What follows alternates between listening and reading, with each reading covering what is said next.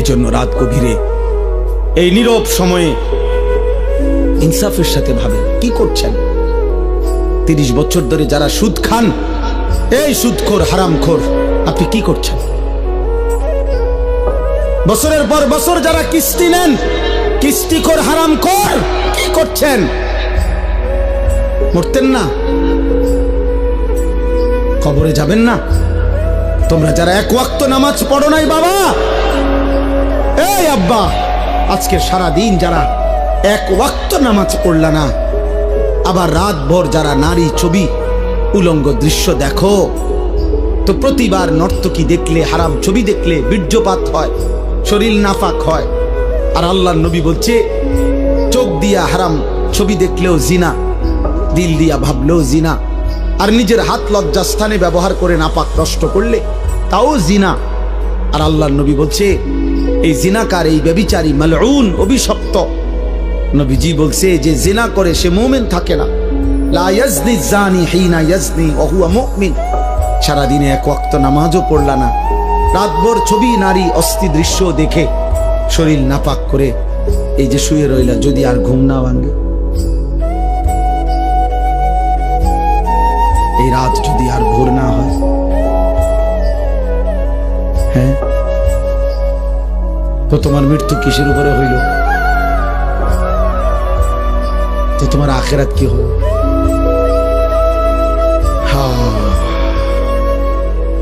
আমার একজন আপনজন এরকম, উনি ভালো মানুষ ছিলেন, কিন্তু এই রাত্রিবেলা দরজা বন্ধ কইরা, লাইট বন্ধ কইরা স্বাভাবিকভাবে ঘুমাইছেন। সকালবেলা দরজা খুইলা ভাঙ্গা দেখছে ঘুমের মধ্যেই মরে গেছে। দুনিয়াবি পরিচিতি, সুখ্যাতি, জনপ্রিয়তা, পদ পদবি, এগুলো দুনিয়াবি ধোঁকা। এগুলো দুনিয়া যাদের দরকার, ক্ষমতা যাদের দরকার, দুনিয়ায় যারা মাতবরি করতে চায় তাদের লাগবে। আখিরাতের জন্য এগুলার 2 পয়সারও কোনো মূল্য নেই। বরং আখিরাতে ঈমান, আমল, সেজদা, তাকওয়া, গুনাহমুক্ত জীবন, এটারই দাম, এটারই দাম। ইয়াউমা লা ইয়ানফাউ মালুন ওয়ালা বানুন।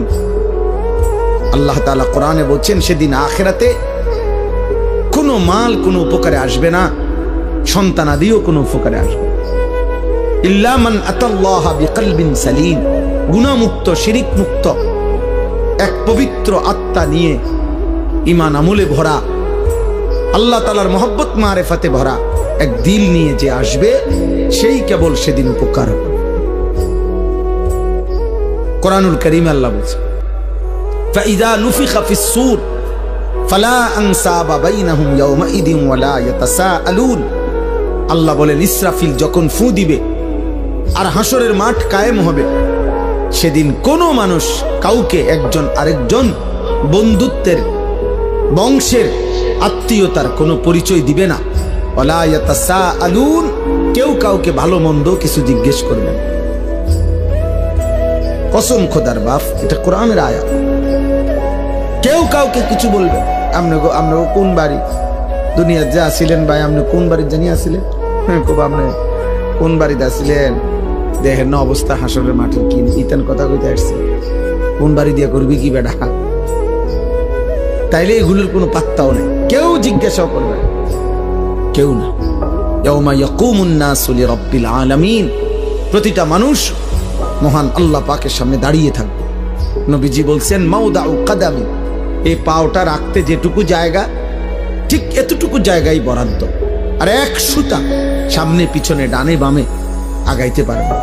এভাবে যতক্ষণ পর্যন্ত, যতদিন পর্যন্ত হাসরের মাঠের বিচার কাজ চলে, এভাবে দাঁড়াই থাকবে। আর হাসরের ময়দানের একদিন, আল্লাহ কোরআনে বলছেন একদিন, বাবা ভাই নওজোয়ান ছেলে, মনে রাখো দোস্ত, কোরআনের আল্লাহ নিজে বলছে একদিন হলো 50,000 সানা, 50,000 বছর।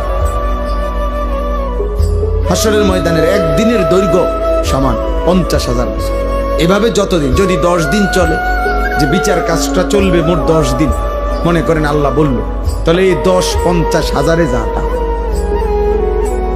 এবার আমনে সিরিয়াল পরে যখন তখন, হ্যাঁ, পুরাটা সময় 50,000 না, একদিন 50,000, একদিন। ফাকাইফা তাত্তাকুনা ইন কাফারতুম ইয়াওমান ইয়াজআলুল বিলদানা শিবা। কোরআন শরীফে আল্লাহ বলছে, বান্দা তুমি এই যে নাফরমানি করছো, প্রতিনিয়ত চুরি ডাকাতি, জিনা, ব্যভিচার, মদ, জুয়া, সুদ, ঘুষ, আহা এক ওয়াক্ত নামাজ পড়ছো না বান্দা, সারা দিন চলে যায় 5 ওয়াক্ত নামাজ, একটা সিজদাও দাও না, 365 দিনের এক বছরে কোনোদিন ফজরের নামাজ জানো না মুসলমান, কখন ওয়াক্ত হয়, কখন সূর্য ওঠে, কখন সুবহে সাদিক হয়। আল্লাহ বলেন, এই যে নাফরমানি করছো বান্দা, কুফর করছো, শিরিক করছো তোমরা, আমার সেই হাসরের দিন কেমনে বাঁচবা, যেদিন একদিনে, আল্লাহ বলছে কোলের বাচ্চা একদিনের কষ্টে, যন্ত্রণায়, পেরেশানিতে বুড়া হয়ে যাবে। খুদার কসম, কোরআন শরীফের আয়াত। ইয়াওমান ইয়াজআলুল বিলদানা শিবা, একটা ছোট্ট মাসুম বাচ্চা সেদিন একদিনেই বুড়া হয়ে যাবে।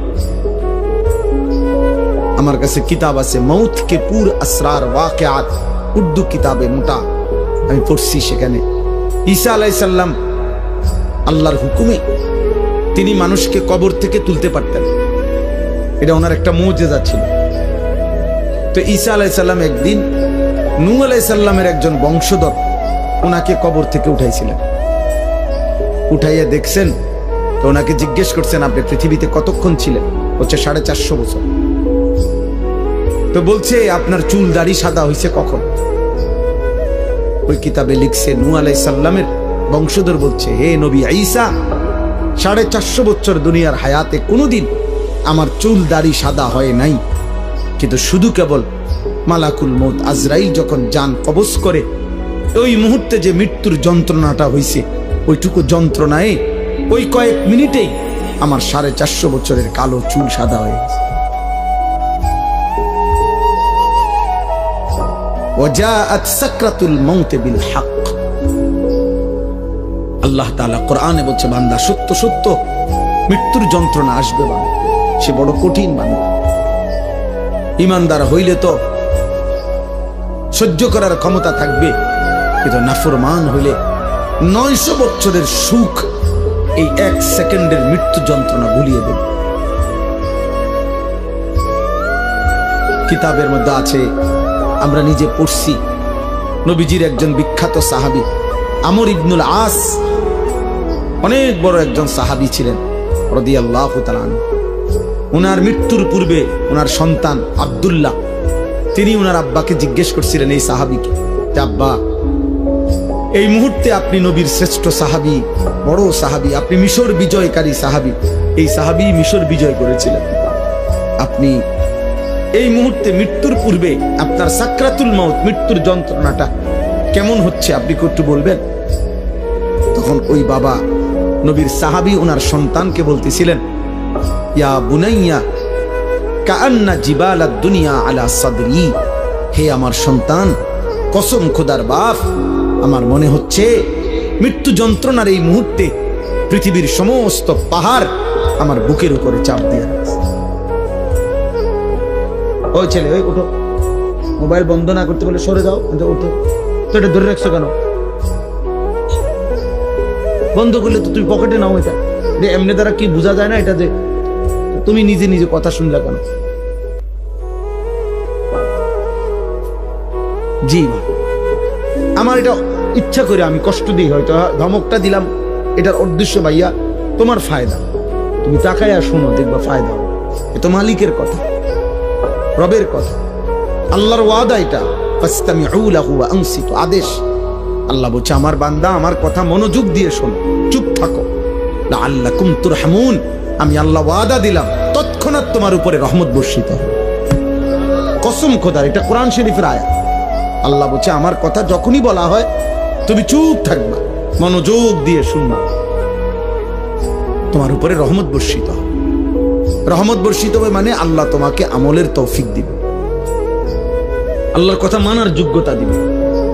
আগে দেখবেন এই আপনাদের আমলে, মুরব্বীদের আমলে, আগে যখন ওয়াজ করতো হুজুররা, মুরব্বী হুজুররা আমাদের, ওনারা বলতো কথা, বয়ান কুদুর পরে করতো, গভীর মনোযোগ হইতো না, দিলের কান দিয়ে শোনেন, আগে এটা বলতো, মানে মনোযোগ দিয়ে শোনেন, আল্লাহর কথা দোস্ত, একদিনে সবাই বদলাবে না। একদিনে কেউ জুনায়েদ বাগদাদি হয় না, একদিনে কেউ বাইজিদ বোস্তামি হবে না। উনি নিজেও একদিনে হয় নাই। বাইজিদ বোস্তামি একদিনে বাইজিদ বোস্তামি হয়ে গেছে। আব্দুল কাদের জিলানী একদিনেই এত বড় আউলিয়া হয়ে গেছে।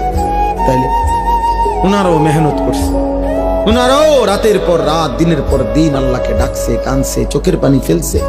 তো বিনিময় আল্লাহ তাআলা তাদেরকে সাইয়্যিদুল আউলিয়া বানায় দিয়েছে, আউলিয়াদের সরদার বানায় দিয়েছে। যেন আল্লাহর কথা দিল দিয়া শুনো। তোমরা অনেক ছেলে আছো যারা কোনোভাবেই মনে করতেছো বাবা, কোনোভাবেই আল্লাহর কথাকে পাত্তা দাও না। মনে রাখো আব্বা, এটা বাস্তব কথা হইল, এটা তোমার কিন্তু সুখের চিহ্ন না, তোমার উপরে আল্লাহর লানত, বদনসিব। আমার ভাই, আমার কথা মনে করো। তুমি একটাবার ভেবে দেখো, আপন মা বাপ পর্যন্ত তুমি 365 দিনে, খোদার 1 বছর কোনদিন ফজরের নামাজ পড়লা না, অথচ তোমার মা বাপ জীবিত ঘরে আছে, ওরাও তোমারে কোনোদিন ডাকলো না। আহা, এভাবে প্রতিটা ভোর তোমার জীবন থেকে সেজদা ছাড়া চলে যায়। অথচ কিতাবের মধ্যে আছে সকালবেলার কুত্তা আল্লাহর কাছে বলে, মাওলা এই চোখে যেন আমি প্রথম কোনো বেনামাজিকে না দেখি। আহ, তোর মতো নাফরমান কুত্তাও দেখতে চায় না, তোরে কুত্তা ঘৃণা করে, কুত্তা। কার জন্য সাজলি বেটা? কি এর পাউডার লাগাইছো? কিসের চুলের ফ্যাশন করছো? কে দেখে তোমাদের এই চুল চেহারা? তোমার সমবয়সী কিছু অসৎ বন্ধু ছাড়া, তোমার সময় না, তোমার লগে ঘুরে গাড়ে এরকম কিছু ফালতু ছেলে ছাড়া তোমার চুল চেহারার প্রশংসা কোন ভদ্রলোক, কোন ইমানদার জীবনে করছিল? তোমার বিবেক থাকলে কও। একটা ছেলে বলো পৃথিবীর কোন সভ্য মানুষ, ভদ্র মানুষ, যে বাবা তোমার এই চুল দেখে মনে হইতেছে তুমি একটা নেককার ছেলে, তোমার চেহারা দেখে মনে হইতেছে তুমি একটা ভালো বংশের ছেলে। তাইলে তোমার এই অসৎ চেহারা তো তুমি তোমার বাপকে অপমান করলা। কিরে তুই কোন ঘরের পুত্রে, তোরদের দেখতে ফুটটা ঘরের মতো লাগে। তাইলে এই কথা যদি বলে তো তুই কাকে অপমান করলি? বাপ নিজে তো অপমান হলি, তোমার বাপকেও তো অপমান, তুমি তো তোমার বংশকে অপমান করলা। কোন বিবেকবান তো তার ইজ্জত নষ্ট করে না, সম্ভ্রম নষ্ট করে না। আত্মমর্যাদা, আত্মসম্মান যারা আছে, সে প্রয়োজনে ধুকে ধুকে মরে যায়, সে প্রয়োজনে অনাহারে মরে যায়, কারো কাছে হাত পাতে না। এটা হলো গায়রত, আত্মসম্মান, আত্মসম্মান, আত্মমর্যাদা, গায়রত। এটা মানুষের শ্রেষ্ঠ সম্পদ, এটা আত্মসম্মান, আত্মমর্যাদা। এটা অহংকার না। অহংকার তো হলো বড়াই করা। আমার ইমান, আমি মুসলিম। কাফের বেঈমানেরটা যত সুন্দর লাগুক, ওদের কাছে সুন্দর। আল্লাহ কোরআনে বলছেন, ইন্নামাল মুশরিকুনা নাজাস, সমস্ত মুশরিক নাপাক। অতএব বেটা, মুশরিকের চুল চেহারা, মুশরিকের লেবাস পোশাক, মুশরিকের আচরণ উচ্চারণ, মুশরিকের খাদ্য খাবার স্টাইল সব নাপাক, সব নাপাক, সব নাপাক। স্টাইল দেখাস বেটা, তুই কোথায় পড়ালেখা করছ বেটা? আহাম্মক, কোন বেঈমানের মতো চুল রাখছ বেটা? কি পড়ালেখা করলি বেটা? কি গোড়ার ঘাস পড়লি? কলেজে তো আমরাও পড়ছি বেটা। আমি তো কুমিল্লা ভিক্টোরিয়া কলেজের ছাত্র, আমি তো কুমিল্লা ভিক্টোরিয়া কলেজ থেকে মাস্টার্স পাস করছি। সার্টিফিকেট দেখবা, চলো আমার লাগে। আত্মসম্মান থাকবে না? আমি মুসলমান, আমার বাবা মুসলমান, আমার চুল কেন হবে বেঈমানের মতো? আমি ইমানদারের ঘরে জন্ম নিছি, আমি কেন পেশাব করে পানি নেব না? তুমি কুকুর, তুমি হাইওয়ান, তুমি জানোয়ার, তুমি কা পেশাব করে পানি নাও না? তুমি কোনোদিন কুত্তা দেখো নাই? তুমি দেখো না কুত্তা পেশাব করে পানি নেয় না? তুমি দেখো না কুত্তা কোনোদিন টয়লেট পেপার ব্যবহার করে না? তোমার মধ্যে এতটুকু বিবেক থাকবে তো, কিন্তু আমি কিতা, আত্মসম্মান তো থাকবে, আত্মপরিচয় তো থাকবে। এই জন্য ইমানদার মরে যায় প্রয়োজনে, ইজ্জত নোয়ায় না। এই 1450 বছরের ভিতরে হাজার হাজার কোটি কোটি ইমানদার পৃথিবীতে বহুবার জালেমের সামনে জীবন দিছে, রক্ত দিছে, শাহাদাতের খুন পান করছে, কিন্তু ইজ্জত দেয় না, সম্মান দেয় না, ইসলামকে বেইজ্জতি হতে দেয় না, বেইজ্জতি হতে দেয়। এক সাহাবী হযরত আব্দুল্লাহ ইবনে হুযাফা আস-সাহমি রাদিয়াল্লাহু তাআলা আনহু যুদ্ধের ময়দানে সাহাবী বন্দী হইছেন খ্রিস্টান বাহিনীর হাতে। খ্রিস্টান সেনাপতি বহু চেষ্টা করছে ওনাকে ইসলাম থেকে ফিরাইতে, কোনোভাবেই যখন তিনি রাজি হন নাই, সর্বশেষ খ্রিস্টান সেনাপতি বলছে উত্তপ্ত তেল কড়াইয়ায় গরম করো, আর ওরে উত্তপ্ত কড়াইয়ার তেলে ফেলে ভুনা করে ফেলো। যখন ওনাকে উত্তপ্ত তেলের কড়াইয়ার সামনে আনছে, উনি তখন কাঁদতেছিলেন। সেনাপতি তখন ডাক দিয়ে বলছে, কিরে বেটা, এখন কাঁদিস কেন? আমি না তোকে বলছি আমাদের খ্রিস্টান ধর্ম গ্রহণ কর, এখন আবার মৃত্যুর সময় কাঁদো কেন?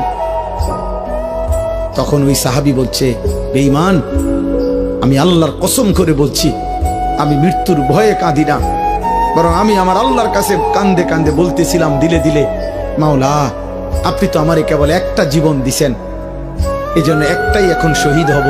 আপনি যদি আমার 100 বার হায়াত দিতেন, আর আমি যদি 100 বার আপনার রাস্তায় শহীদ হইতে পারতাম। ওই সেনাপতি তখন ছেড়ে দিছে ওনার, বলছে, হায় হায়, মৃত্যু যাদের এতটা প্রিয় তারা তো মৃত্যু দিয়া কষ্ট দেওয়া হইল না, তাইলে আনন্দ না দেওয়া, ছেড়ে দিছে। তখন হযরত ওমর রাদিয়াল্লাহু তাআলা আনহু যখন তিনি মদিনায় ফিরে আসছেন, এই সাহাবী হযরত ওমর রাদিয়াল্লাহু তাআলা আনহু বলছেন সমস্ত সাহাবীদেরকে যে লাইন ধরো, সব লাইন ধরো। লাইন ধরে বলছে, সর্বপ্রথম আমি ওমর খলিফাতুল মুসলিমিন, তার কপালে চুমা দেব, আর তোমরা ভাই সিরিয়াল সবাই মুহাম্মদ আরবির এই সৈনিক, এই সাহাবীকে তোমরা সবাই কপালে চুমা দিবে। আত্মসম্মান শিখো বাপ, বেঈমান তোমা করে পচায় লাইছে। একটা সামান্য ডুগডুগির মতো একটা বান্দররে যেমনে নাচায়, আহারে বাপ, তোম করে এমনি নাচাইতে আছে। যখন যেই ডিজাইন কয় বেঈমানে, তোমার কাছে ওইটাই পছন্দ হয়, তো তোমার বান্দরের চাইতে নিকৃষ্ট বানায় লাইছে। বান্দরও তো এত নাচা নাচে না। তোমরা দুশ্মনের কাছে যে পরিমাণ হেরে গেল, নাচা শুরু করো। কতবার বদলাইছো ছেলেরা বাবা বলো? আজকে 1 বছর 2 বছরে কয়বার চুলের ডিজাইন বদলাইছো? কতগুলো জামা বদলাইলা, কত ডিজাইনের প্যান্ট বদলাইলা? কই আমরা তো আলহামদুলিল্লাহ বুঝ হওয়ার পর থেকে আমরা মাদ্রাসাওয়ালারা আলহামদুলিল্লাহ আর কোনোদিন এই জামা, পোশাক, টুপি, এই দাড়ি টুপি বদলাইনি।